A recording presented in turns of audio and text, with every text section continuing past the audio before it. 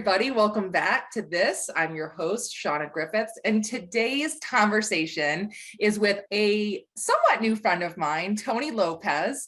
Tony Lopez has a career in the finance space and has been headfirst in the complex and a bit intimidating world of crypto. And Tony, you're such an authentic, genuine leader, and I just appreciate you so much. And as we were talking about, you were before we started recording, you said to me, "I'm going to set the intention for this." So I love that, and welcome. Thank you so much for joining us today. Thank you for having me. I'm very grateful. I'm eager to share. And also share this conversation with my friends in my network because, people are like, what is going on? What do I do? And like, hopefully, my intention, as we talked about, is to provide some clarity and peace of mind for those that are interested. Yeah, absolutely. So before we get into it, I'd like to try to give people a bit of a context to how I came to know the person.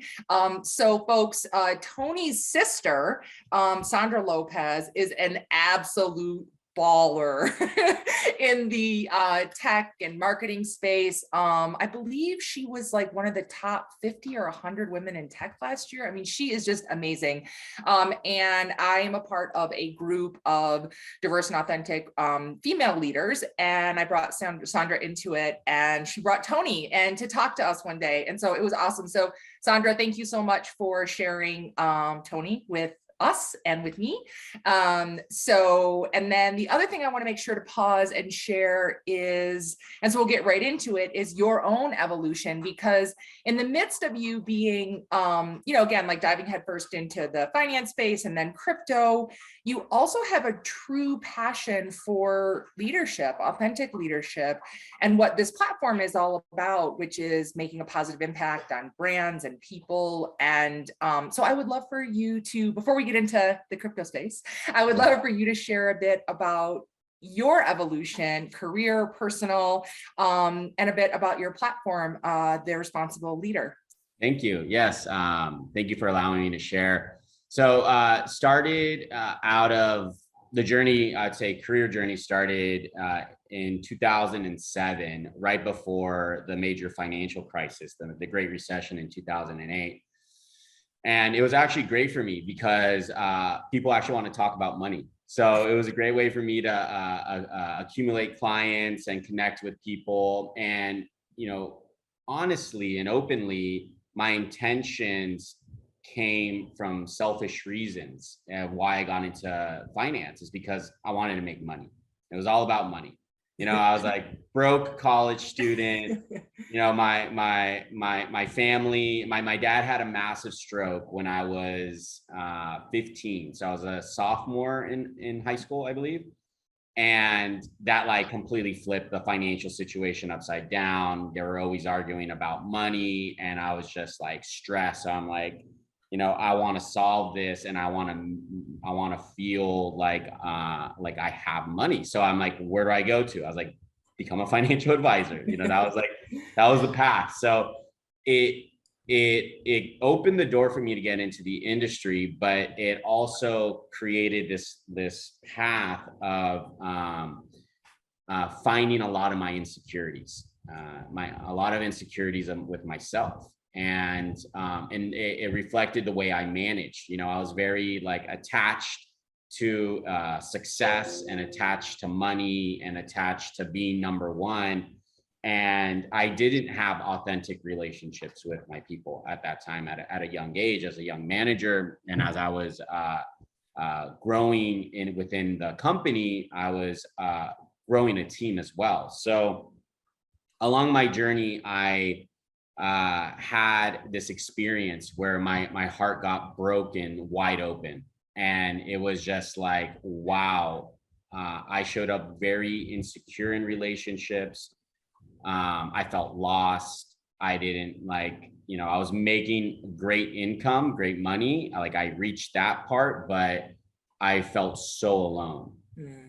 So alone, and I felt completely lost. And I jumped into personal development, went to therapy, and I said I need to figure out And I want to know, like, why do I show up this way?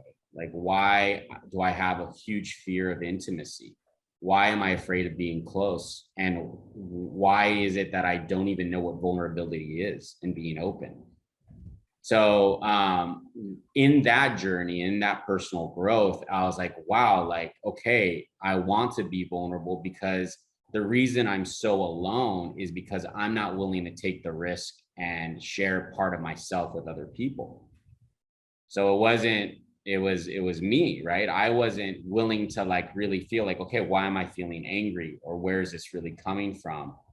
And as I constantly do that work, every day, I found that, wow, I finally found a community, I found a tribe, and it reflected in my business, and I started building the team in a different way. Meaning, we are at that time, we were managed on numbers, right? Like, how many people are you bringing in? How many are recruiting, right? Attracting, growing.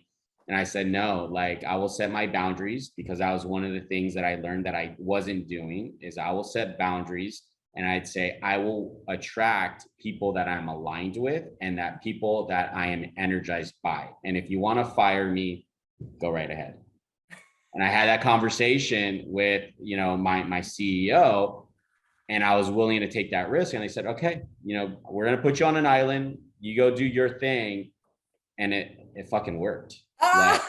It's awesome. Like, we attracted great people. We did more with less. And we were just like that outlier team where we were like, okay, they don't need to hire a lot of people, that team, but they're outperforming everyone that is doing it the way we're teaching people to do it. So it taught me about like love, about vulnerability, about compassion, leadership, and like building trust within a team. So Yeah. that kind of was what lit the flame. That's incredible. Yeah, no, I love that. And I just appreciate you sharing it with us so openly. And I think that this is the kind of thing that, and I love how you talked about that it's basically what I heard you say was it's a daily practice now even. And, I think there is so much of this crossover between how we work on ourselves, how we are evolving as humans, and how we can then evolve and show up differently as a leader. Just that authenticity, I think, can make such a difference. And I love how you talked about, again, it was like that intention that you brought to it and the energy that you brought to it. So many times, I can't remember where I heard it first. It was like years and years ago about like that, the energy you put out is the energy that you attract, and so I love, thank you so much again. It's just, I think it gives people a different sort of lens with which to receive this episode and hear you. So thank you again so much. Appreciate that. Yeah. Thank you. Yeah, absolutely. So folks, we're going to do a little bit of a different episode. So we're going to kind of do it in this like Q&A manner. So Tony definitely had these questions in advance. But we really just wanted to give so much of what Tony is doing is helping, again, as I said in the beginning, bring some clarity and simplicity to this crazy space of crypto. And crazy is not the right words I should use, but I think there's just like, misinformation, there's excitement, there's fear, there's all of these things. So I think it's like when you, Tony, were for me in that first session that I was a part of, hearing you talk about it and just simplify it and make it feel just not so scary, I think was really helpful. So folks listening, that's what we're going to do today. So let's get into crypto. So what actually, let's go with this. Why did you get into it in the first place? Yeah, great question. And it was actually the reason why I ended up getting out of financial services, is because of crypto. So as a financial advisor and being licensed, there's a lot of red tape of what you can do, what you can and cannot say. And I saw crypto essentially being where the puck was going, where the industry's going, right? And I said, you know what, the financial markets are at all-time high. Let me exit. I'll sell my wealth management business. I exited the business to really learn a lot about crypto. Like, I wanted to learn what is this new technology? What is this all about? And if I'm ever going to be a source to people regarding their financial matters, I want to and be able to talk about this new technology. So I can't do that from where I'm at now, right? I wasn't able to do that as a financial advisor. I had too much, red tape. So I left, sold the business, and for 2 years, I got the deep dive all in and jumped into decentralized finance, jumped into crypto, so that, as I mentioned, I can then talk and bring this information back to the people that I serve and say, all right, if you want to have this a part of your overall plan, I can now actually talk to you about it intelligently because I've gone out and done it. Got it. Got it. That makes so much sense. I think because, again, it's like, why are you interested? But then why should people be interested? So I think it's in the parts that you talked about there that I know you'll bring up later is about like this decentralization, this part of almost like sprinkling it into a portfolio. I think there's different ways to be involved. It doesn't have to be jump in head first and, change completely over again. I'm talking about people if we want to get involved in it. So, okay. So it's such a noisy space and you're in the middle of it, but what do you do to keep up with the trends and all the currencies and everything that's going on in the space? Like, where are the places that you go to get the information that you can actually trust? There's a lot. I do a lot, because essentially what's happened over the last, say 2.5 years, it's as the government was stimulating the economy with all this money, we saw a huge influx of that money be directed to a highly speculative space. Speculation means high risk, potentially high reward, emerging technology, which is crypto or Bitcoin, that whole space. So with all that new money comes all these new companies that are growing and having their own specialization, right? Their own area of expertise, and others that are wanting to compete with them too. So it created an essentially huge marketplace in the crypto sector. So with that, you can essentially relate it to the 2001.com. It's very similar, where the whole internet.com, right? That was essentially Web 1, was created, and you had all these companies pop up, right? There's so much new money going into that technology. But the reality was, like, after a decade, only a few came out very strong, right? Those are the Googles, the Amazons, right? Like those companies that got stress tested during a recession, which is in the article that's coming out. I talk about that. Although the government hasn't said that we are in a recession right now, there are some leading indicators to say, and you look at what people are thinking right now, they're all feeling that they are in a recession. So this is the stress test. Like, we're going through that period now. So the question is, like, how do I stay on top of it? Is the first is technical analysis. Okay, now I'll be open. I know way more now about technical analysis than I did as a Series 7 and Series 66 licensed advisor. Okay, because my job then was to work and attract aligned clients and build plans that were going to help them get to their financial goals. I didn't have time to do both. I couldn't do the technical analysis, build the portfolios, and get the clients. I had to use a portion of my fee to partner with other people that did that. So when I jumped into crypto, I needed to learn what all these licenses that I did and do the technical analysis and really do the research. And when I say technical analysis, what I mean is, can I generally have a higher probability of understanding if this stock or token is going to foreseeably go up or is the trend going to go down?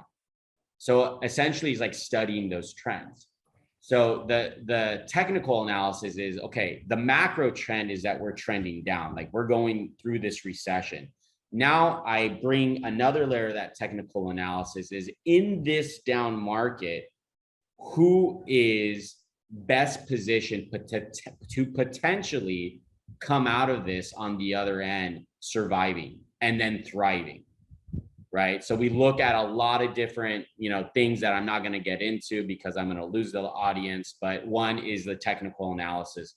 The second is masterminds. One of the biggest lessons that I learned in this last bull run, or growing market, is confirmation bias, or drinking my own Kool-Aid. Like pretending or thinking that even though I do all this research and all this knowledge that I know, and the reality is I don't know. I really don't. So I need to be connected with people that are gonna poke holes on my hypothesis and my theories and ask me, like, why do you actually think that? Or how about this? So I talk to people constantly that are gonna challenge me, and then I can really get clear on, like, okay, well, if he's right, or that thesis is right, is this company gonna be able to do well at the end of this recession? Not just crypto. I'm talking about stocks. I'm looking at like the macro overall financial markets. Now, crypto is a part of that solution, but we got to also understand that it is the one that's going to be hurt the most. So masterminds, technical analysis, and then I do a lot of like constant research. Like I'm always reading new articles, I'm always jumping on new podcasts, and I'm just like trying to learn other people's perspectives from their expertise and try to do my best to formulate my own hypothesis. And even then, I'm not going to be right. And I know that. So then I have to like position my own money in a way where taking into account that degree of error.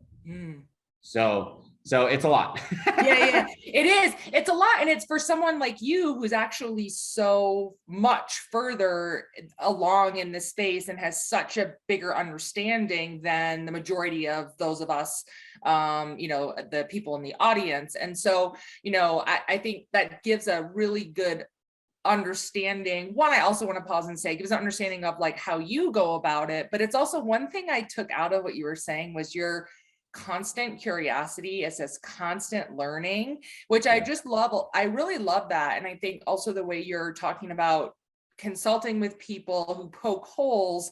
You talked about earlier about, wanting to be more vulnerable as you were going through your own journey, but all of those things I think help you to be better at your craft, but I think they also most likely help you to be a better leader for people, because you're constantly optimizing what you're doing. So folks, you're getting a kind of a mixture of the, as you always do on this show, you're getting a mixture of the leadership element, as well as the actual discipline or, area of practice. So as people are listening to that, they may think like, holy shit, this is a space for someone only who is as knowledgeable and experienced as you. And yet you're here partly to give people some clarity and making it almost a little bit more approachable. So if people are listening to this and they're like, gosh, I'd love to get started in this, is there a bit of a checklist that you can give to people who would want to get involved? And what would that be?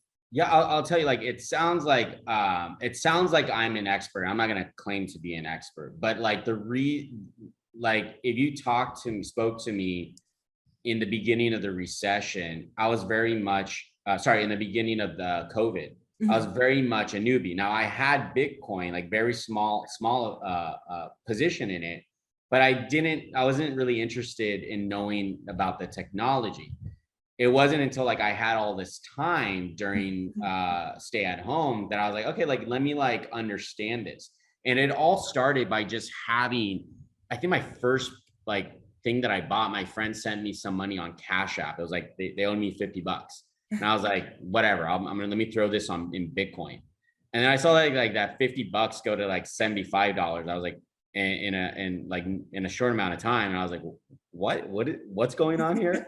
So it got me curious. So like, obviously it doing well opened the door, but I didn't know the language. It is a new, completely different dialogue, a completely different language, the whole crypto space. And, as I was learning articles, I was being repelled by it because I didn't understand it and I didn't get it.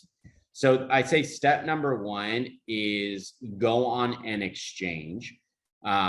If you want to have some exposure of this in your investment strategy or in your investment portfolio, then you would want to go onto a Coinbase or a Binance. These are exchanges that allow you to transfer money from your bank. So let's just say it's $1,000 onto this exchange, and then you can then purchase $1,000 worth of Bitcoin, and then you can hold it. And the first lesson in crypto is understanding the volatility behind it. If you're talking to a wealth manager, they're most of the time not going to recommend that you put more than 10% of your overall investable assets in any one particular stock and or sector. Most of the time, I think that's the rule of thumb that we're trained in. So, you can have that consideration. You don't have to go heavy into it, but just having some exposure where it keeps you interested, and it's not it's $10 where you're never going to pay attention to it, but it's enough for you to stay interested and follow the volatility behind it, because that's the first education, is getting comfortable with this space. Because even in a strong market where I'm just going to talk about Bitcoin right now, where Bitcoin is going up, a 50% correction is normal. So if you had $10,000 within a month, that could be down to 5,000 in a good market, and then it'll continue its way up. So that doesn't make sense. If people saw that in their 401k, which they're experiencing right now, right? Where their retirement accounts are, depending how they're invested in, has dropped significantly, that doesn't happen, in a strong cycle. That happens in a bad cycle. So it's a huge mind shift in perspective and understanding what volatility really is, and really how truly comfortable is someone with those swings. Because in a recession, most of the time what you think you are comfortable with, it's not. You have to multiply that by 2. It's you're really not comfortable taking on as much risk as you may think you are. So the volatility is the best education in Bitcoin. Got it. And so it's actually more accessible to do, because again, if you have someone managing your portfolio, you can go to them and ask them, let's do this, and then make a recommendation. And what I'm hearing you say, I think, is that even in a recession, it's not, as long as you pick a small yet significant enough amount that you're going to pay attention to it, right, it's still something to practice. It's not oh, it's a recession, so don't touch it, right? You're saying you can dabble in it a little bit, but I would imagine also you're talking about experiencing that volatility and getting, that familiarity with it. It teaches us so much. So during this crazy time in the economy, it might actually be a good time to do it. Yeah. It's, you think about it's an investment in your education in investing. So if I put $1,000 in Bitcoin, I'm going to get a better understanding of how I really view risk. And it's also going to open my door to this new technology, this new emerging technology. And maybe I'll read an article, be more inclined to read an article next time it comes across my desk, as opposed to where I was last week, where I had no investment in Bitcoin or no desire to know. So even that is just is even worth it. And when you think it's appropriate, I do want to talk about okay, what is Bitcoin, and what is this technology? Yeah. Okay. So what Bitcoin did, it was the door opener to owning property digital property. Right. Before that, it didn't make sense. We couldn't fathom that. People that are not in Bitcoin or any crypto most of the time don't really understand that. It doesn't make sense. So that's the solution. That's the cool thing. Like what this did, it made sense. It made people understand how they can own property. Now, I'm not talking about like real estate. I'm talking about like that's what a digital asset is, like Bitcoin. Own an asset digitally and have some value behind it, right? And Bitcoin, one of the things that attracts people to it is that there's only 21 million Bitcoins that will ever be made. Okay, so unlike like the US dollar, right? We just printed trillions of dollars into the economy over the last couple of years. So there could be more of that, right? Like there's printing. There's no printing in Bitcoin. Okay, so you look at real estate. Well, what makes real estate so attractive in some neighborhoods is that there's only so many homes that could be built in that one particular neighborhood. And once all the homes are built in that neighborhood, then there's like this demand for it because you can only buy an existing property. And depending how many buyers are in that neighborhood, it'll increase the price of that particular property in that neighborhood. Well, if you take that example of like real estate in that neighborhood and that there only being so much land in the neighborhood and so many properties, you can apply that to what Bitcoin did, right? Bitcoin was created by a team of cryptographers. So no one took credit for it, which was actually one of the brilliance behind it. There's no like one person that said like, I created Bitcoin. It was this group of cryptographers, and a cryptographer means people that are able to send information from one party to the next in a cryptic form, meaning that people outside cannot see it. Right. And if they try to, the message goes back to the original owner and like it gets erased, like no one can see it. Right. The transaction doesn't get completed if someone tries tampering it or tampering with the information in it. So this is what these team of cryptographers did, is they said, okay, like we want to send information. Think about like a text message. You know, I want to send you a text message and I want to do it in a form where Verizon, if that's where you're on, or T-Mobile, won't see the text message. And the text message says, I bet you the 49ers are going to win the Super Bowl. Maybe that's the text message, right? But I don't want anyone else to see it. I want to keep that private and encrypted. I don't want any of my friends to know that I want the Niners to win the Super Bowl because all my friends are Cowboy fans. Right? Because if they find out, they could get really, really mad at me. And I could get like, I can maybe no longer have friends, right? So I'm going to send this in a cryptic format away from Verizon and T-Mobile. I'm going to create my own decentralized way. Decentralized, that's what that means. It's out of a centralized network. Verizon, T-Mobile is centralized. It's controlled by people, right? That can, if someone gets subpoenaed, they could say, hey, I want to see all the text messages Tony Lopez ever sent. And they may one day find that I wanted the 49ers to win the freaking Super Bowl, right? But if I do it through this decentralized manner, right? Through this blockchain technology, which was that's that decentralized exchange of information that got created, then no one can ever know, right? It's transparent. They can see that Tony sent some information to Shauna, and they won't know my name. They'll just see my wallet, a wallet address, sent information to another wallet address, albeit yours. But they can't see what's in it.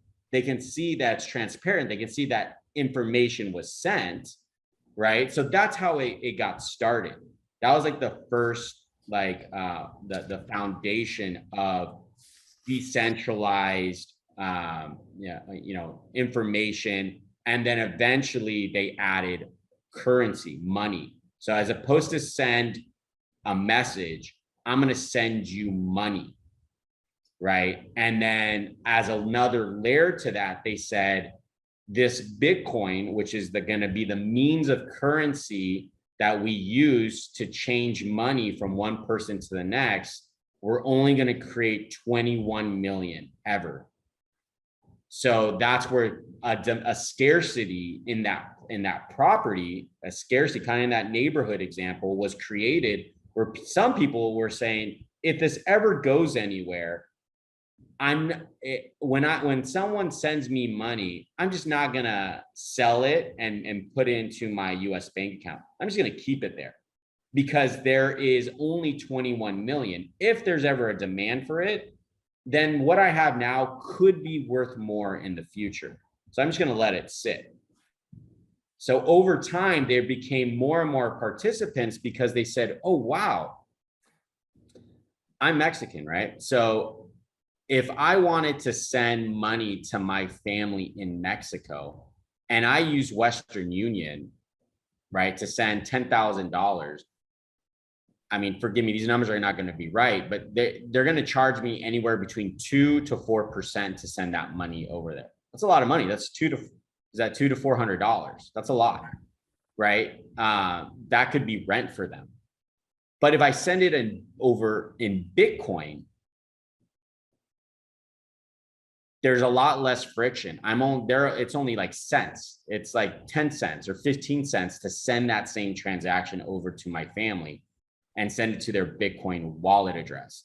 So that's a huge problem that crypto is solving for. It's actually creating globalization in a pure form where there's less friction into doing business with people in different countries, because you don't have to pay Western Union to send money, or you don't have to use SWIFT, which is the traditional banking system. If you send money, you have to send it to the SWIFT system. It's $10 or however much, send money from one country to the next or one party to the next. So it's reducing a lot of this friction and creating a whole new economy and a means of doing business. So that's kind of like the introduction as to like what it was created and what problems this was solving. Yeah. I love the way you gave the example of the neighborhood, and you were able to really make it tangible for those of us who are, again, like not so in the midst of it, where it's like, oh, okay, well, that starts to make sense. And then you can really understand the scarcity issue and all of that. So, but as you're talking about it, there's safety in that, right? But there's also risk in that. And I remember from the talk you gave to the group of leaders that I was talking about earlier, you talked about like, you have a wallet, you have basically keys to the wallet, right? Yeah. And so there's risk associated with that. It's safe, but talk about that a bit so that people can understand, like, how do we gain access to it? Where, you know what I mean? Like, where's the safety and risks in that? Okay. So I'm gonna, so that the audience can like get familiar with the two worlds. In a centralized world, you use Bank of America, First Republic Bank, Wells Fargo Bank. So if you want to go to your online checking or savings account and you forget your password, you simply go online and said, I forgot my password. Can you send me a link to reset it? Right? So Wells Fargo sends you that link to reset your password, and then you can log in and do your money, do transfers, or do whatever you want, pay your bills. That's a centralized world where that bank, Wells Fargo, has access to your money and your information. That's essentially what the world we have been living in. Decentralized, there is no bank. That does not exist. You are your own bank. So when you create a wallet, you can create your wallet You can even use exchanges like the ones I mentioned, like Coinbase or Binance, and you can have your wallets on these exchanges, and they can give you wallets. You'll have a key, and a key is typically going to be a 10 to 15 word phrase. So it's going to be like dog, bottle, paper, pen, headphones, right? Just random words. And there's going to be 15 of them, and you have to write that down and keep it in a safe place. So some people, are okay keeping that information digitally. You may or may not want to do that, just because if your computer ever gets hacked, they can see your keys. If they know where your wallet is or what your wallet address is, that's public information, your wallet, right? They can then go to your keys and then take all your money, essentially all your Bitcoin, all your currencies that you have in there. So the safety is you are the only one that will have your keys, right? As long as you appropriately keep them in a safe place, like keep them in a safe, or only share that with 2 people that you trust, because God forbid you become an angel, right? And you're longer here.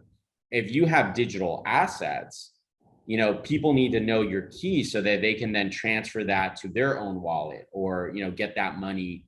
It's not like a bank. You can't just say like, oh, here's my death certificate for my, loving friend, and they want their money to go to their estate. No, that doesn't happen. You need to know those private keys. Wow. So there's actually a lot of security and peace of mind in having your own private keys, because you're your own bank.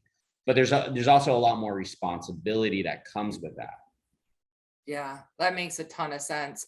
And then as you're talking about, there's this whole element of, again, having to be really careful about where you put that information. But there's also the same thing, just like people can, in your will, you can, give people the money that you can do the same thing with Bitcoin. But again, like those keys become so important. So I had no idea about that when you said that to us on the call that day. I was like, mind blown. Which actually brings a whole other small item, but a part of estate planning, like that was like what I focused on in finance is like risk management. Like the biggest risk in a financial plan is the holes, right? And not knowing where your assets or estate or money has any gaps. So like you talk about litigation, or you talk about, estate planning, passing on your money. Like it brings, like, if you have a will and a trust. So if someone is married and has kids, or don't have kids, but have wishes to have their money, their assets, their real estate go to a charity or their cousins or their family, and they have digital assets, that needs to be in there. So like how those keys get access, obviously you don't want the keys in the will and trust, right? Because it would be transparent, people can see that, you don't want that. But like who are going to be the guardian of those keys? Who do people go to so that they can then have access to those digital assets? That's some other planning that people have to consider now, that some estate planning attorneys may or may not be doing. But again, it comes back to a lot of this freedom that you're experiencing in this emerging technology in crypto. You have to have more responsibility in it too. That makes a ton of sense. So we talked about the risks and safety from that aspect. What about the risks out there to people who are trying to, I don't know what to call it, like trying to dupe you? And how many times do we hear about, oh, great question. Yeah. How many times do you hear about, like, I have parents who are in their late 70s and they get phone calls and it's like, they're afraid to answer their phone and things like that. And that's just about like regular banking and, or like how many times I get an email that's like, congratulations, you've won all the money in the world, just send me your social security number. You're like, oh my God. So talk to us about like where does that play into this space? Is it happening? Where are kind of pitfalls if people are like, oh, I do want to get involved, but like, what do you stay away from? What should we be aware of? It's very eerie. It's like, it's so eerie how things rhyme. You know, they may or may not repeat itself, but it rhymes. And what I'm referencing is like AOL, right? Remember when like everyone was jumping on AOL, you know, you get a username and then you have an AOL account, email account. And I remember when I started using AOL, like I was getting like these scams, right? Like, hey, I'm a prince and I just got arrested. You know, can you send me $10,000? And I promise to send you 20 grand as soon as I get out, in gratitude. You're the only person I can find this email to. It's eerily so similar where you go, it may not be on email, because a lot of the communication and the connections being made in this space is being made on Discord groups.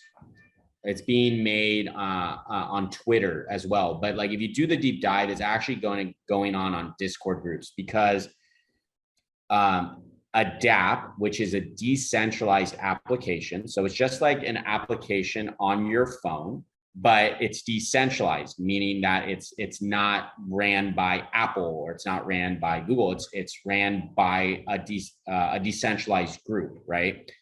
These applications where I can use my tokens to say, exchange this tokens for other tokens, or lend my tokens out, or save them and earn an interest rate. Like, they have all these different applications to it. Like, to get support, they use Discord. So you have to jump onto the Discord group and say like, hey, I'm having challenges doing this. How do I work around this, right?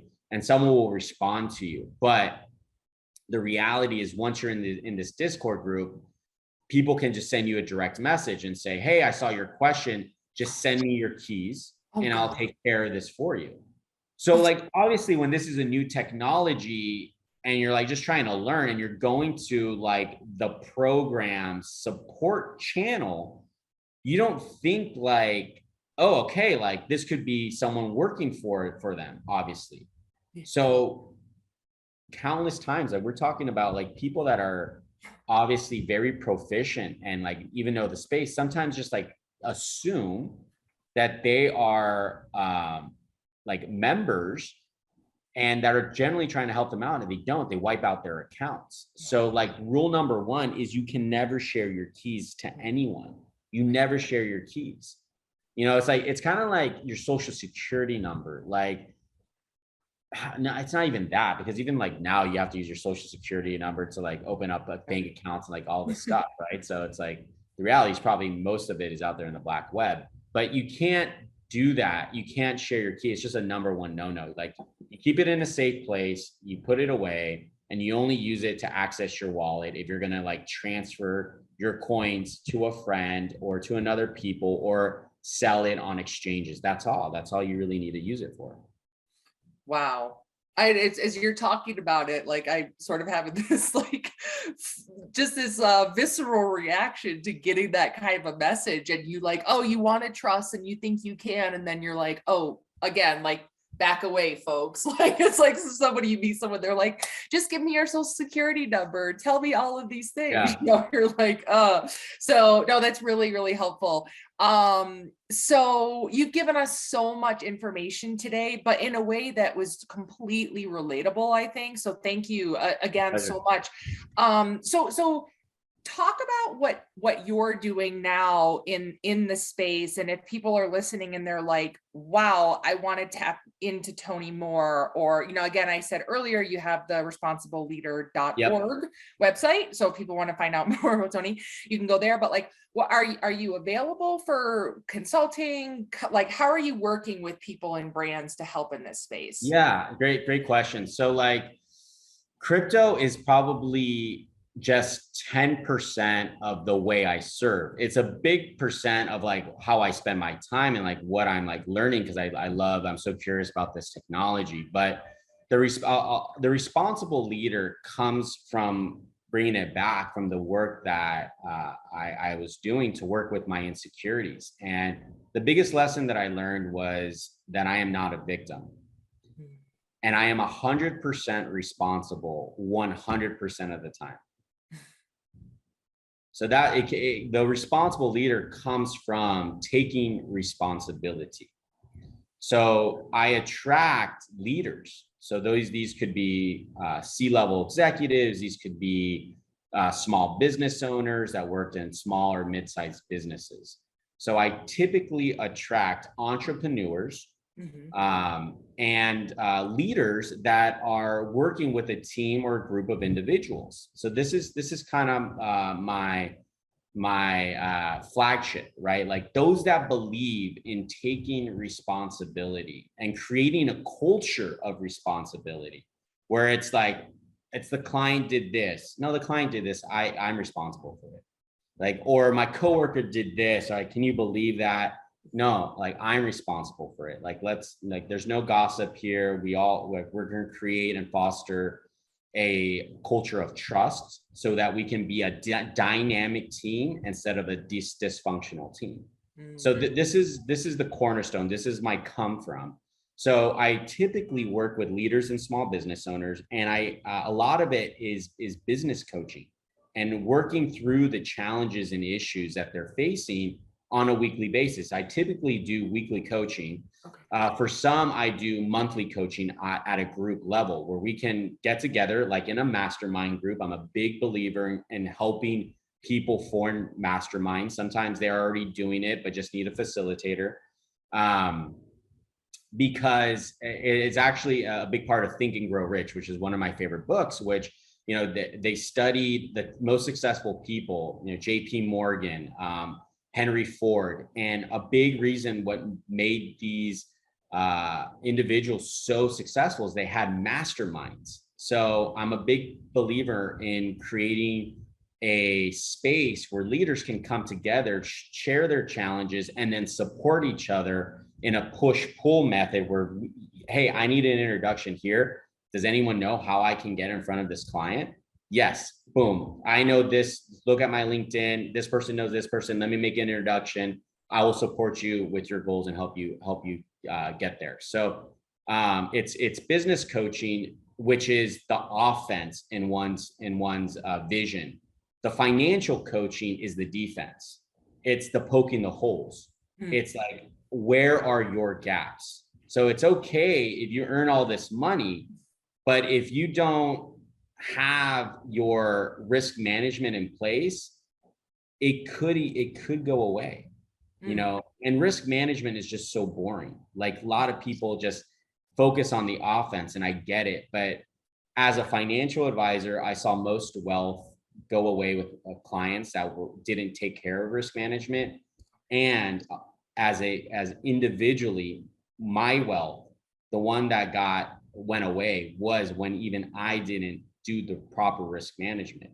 I just had blindsides, right? So now that's why I'm a big believer of, you need someone to poke holes on what you have. Here's this potential solution. It's the responsibility of the individual to choose to implement that or not. Yeah. But at least know. Right. Well, thank you so much again, like for sharing all that, because it's actually, I wasn't exactly planning on the way this all came together, but it's perfect. Like, again, it's this combination, this ecosystem of leadership, of coaching. There's an element of the finance in it. There's an element of, again, that accountability, authenticity, that vulnerability, that, you know, as leaders is being responsible, as you said. Like, again, it's this like kind of this beautiful mashup of it. But and it's great to hear you talk about that. And also for people who are listening, you know, hopefully it came full circle in this conversation. And now everybody knows what Tony's about. And if you want to get in touch with Tony, again, it's theresponsibleleader.org. When we post this, we'll post links, of course, to how to get in touch with you. But this was so fantastic. I really appreciate you taking time to share so much with us. So as we close this out, I would love to ask you, are there 1 or 2 takeaways that you want to make sure that the audience has from your episode today, that we can kind of leave people with? Well, I'd say like one, it's okay to be like scared about like jumping into something that you don't know. That's called growth, right? Becoming uncomfortable with something and learning about it. But it's also okay if you're self-aware and know that like I don't have the time or the energy to like learn about this. I don't want to, like, but so know where you're at. And if you want to do your own exploration, you now have some steps that you may want to consider going down. But if you're like so busy juggling life and managing your own energy, and you feel this is an energy drainer, then you may want to consider working with someone, that can support you, that can do this stuff for you, with you. So you're not emotionally drained by getting into a new space. I love that you were actually talking about the crypto space, but you could have put anything in there as far as like, the journey that we're going on. And do you have the space to do it or not, or the energy to do it, or is something sucking your energy? So again, folks, this is very much the kind of ecosystem of leadership and personal growth and evolution, just as much as it is us talking about crypto. So, okay. So you said that was your first one. Is there another takeaway you want to leave us with? Have fun.